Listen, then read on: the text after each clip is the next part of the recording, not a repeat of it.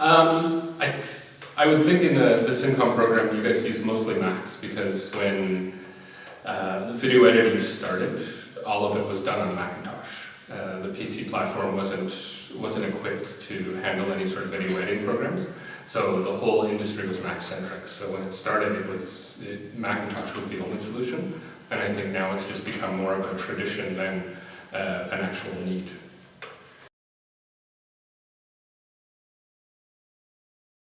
They would be able to run off PCs.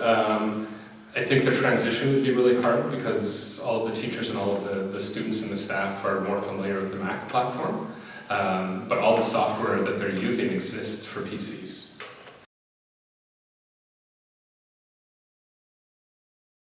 Yeah, I definitely think Apple's a trend-setting company.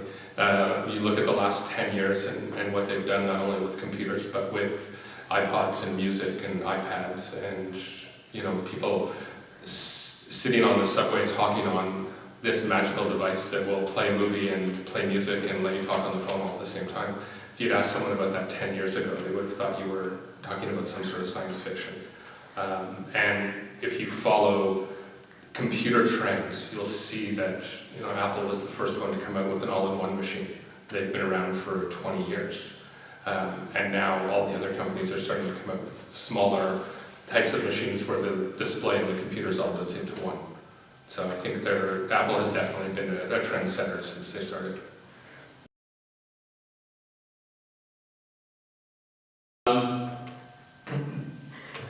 These days there's not a lot you can't do on either platform. Macs and PCs have grown closer and closer together. PCs are still perceived as a business machine. And Macintosh is still perceived as more of an artistic machine. But Apple does have some advantages. With the new operating system, Lion, they have FaceTime and they have interactive communication, where if you have an iPod or an iPhone or another Mac, that you can talk basically face-to-face with someone through your webcam, just through built-in software on the machine. And it's all tied in directly to iMovie and to your contacts and to your email.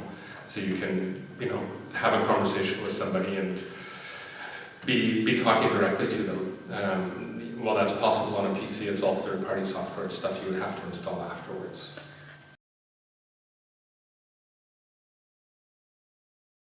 Tablets. Yeah. What's my opinion of tablets? I actually think tablets are starting to become a useful device. I honestly originally thought they were just a bigger version of an iPod, if you're talking specifically about an iPad.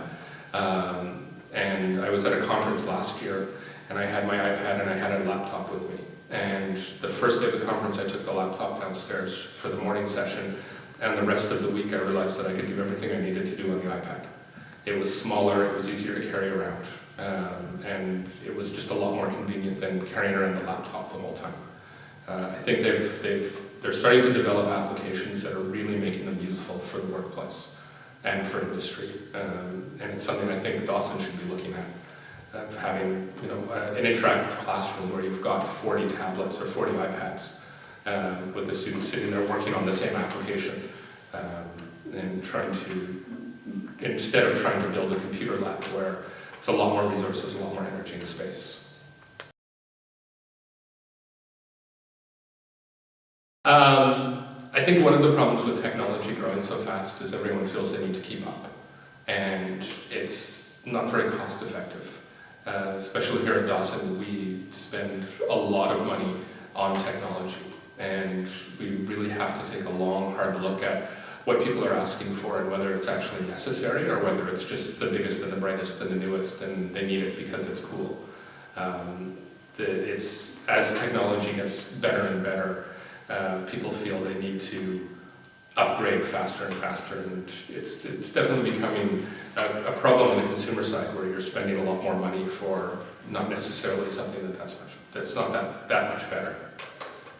On the other side of it, I find with all of the advances in technology that it's impacting kids, not necessarily even CEGEP kids, but kids in elementary school and high school, where they're so interactive with their phones and with their computers and with Facebook everything else that's going on, that they're having a hard time actually sitting down and learning things in a situation where you've got a classroom and a teacher, and the teachers have to be so much more interactive, and they almost have to introduce technology into the classroom because the kids are used to sitting there with a phone and they're texting someone and they're on Facebook talking to someone and they're playing a game all at the same time.